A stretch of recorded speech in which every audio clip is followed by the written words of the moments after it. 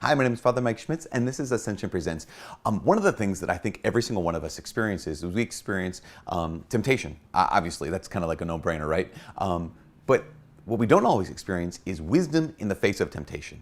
Like, what do you do in the face of temptation? There's a number of options. There is this ancient Greek myth of the sirens. And who are the sirens? The sirens were these two like half bird, half women type creatures. And they were ugly, they were hideous, they were monsters essentially, who would lure men to their deaths. Like, why would these men be lured to their deaths by monsters? Well, the sirens would sing, and they would sing this beautiful sounding music that when men heard this, they would look at the sirens, and their sirens' appearance would change from being monsters to being like, incredibly beautiful, incredibly attractive. And so these men would throw their lives away on this illusory beauty, right? They would throw their lives away on evil passing itself off as something good. And this is exactly what we experience, right, when it comes to sin. Every single one of us, we experience the temptation to sin, like to gossip. It passes itself off as connection. To lust, it passes itself off as love. To greed, it passes itself off as like, here's what I'm owed, or here's what will give me security and safety and that kind of peace. How do we survive temptation? Well, in kind of the ancient Greek myths, there are three sets of people who end up surviving the call of the sirens.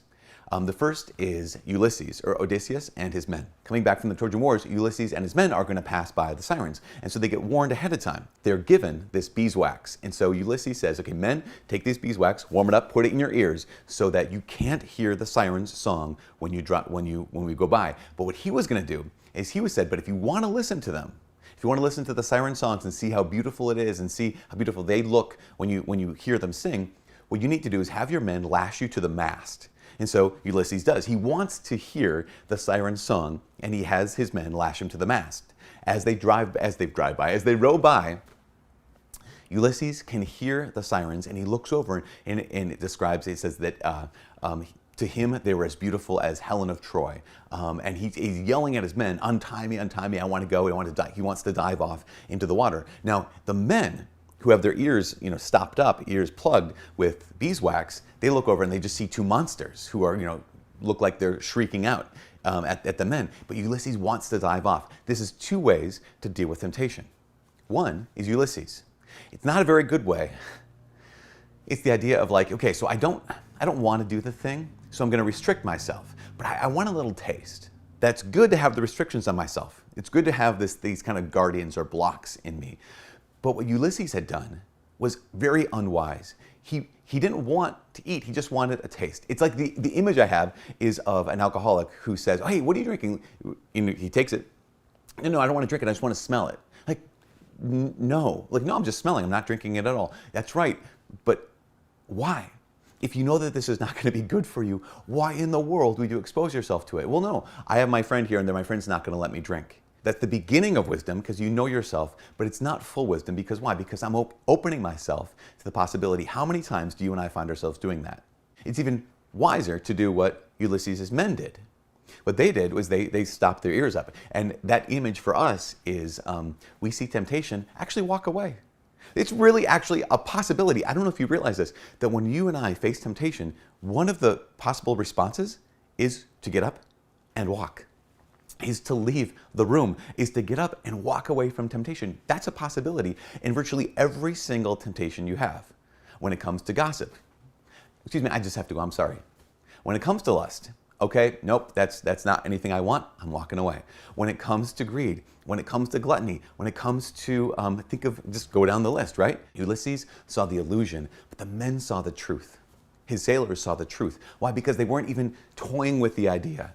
When you make it a practice to get up and regularly walk away from temptation, what will happen is you will see the truth behind the illusion of beauty, and the illusion of the attractiveness of sin, the illusion of the goodness of this thing that actually is evil.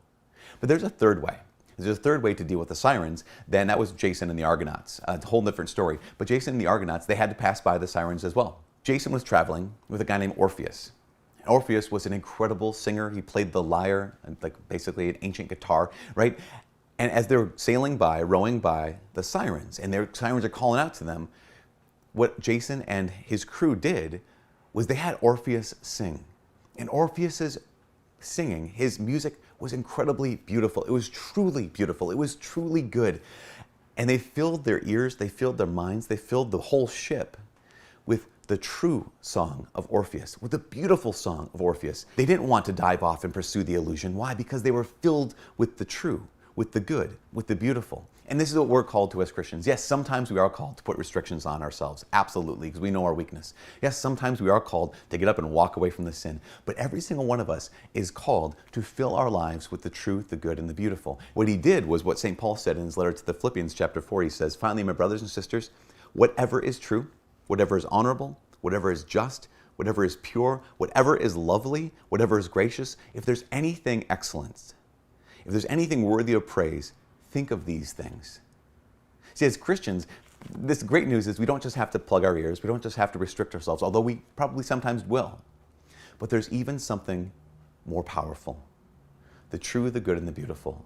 To gaze upon the face of Jesus, to actually fill our lives with good friends and good conversation, with real truth and real beauty and real love, and with God's word, with prayer.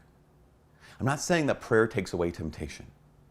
What I am saying is that when we are tempted, rather than pursue the illusion, what you and I can do is we can be filled with the true, the good, the beautiful, whatever is gracious, whatever is pure, whatever is lovely, whatever comes from God, to think of these things and to be filled with those things so that the cheap imitation no longer has any power over us. From all of us here at Ascension Presents, my name is Father Mike. God bless.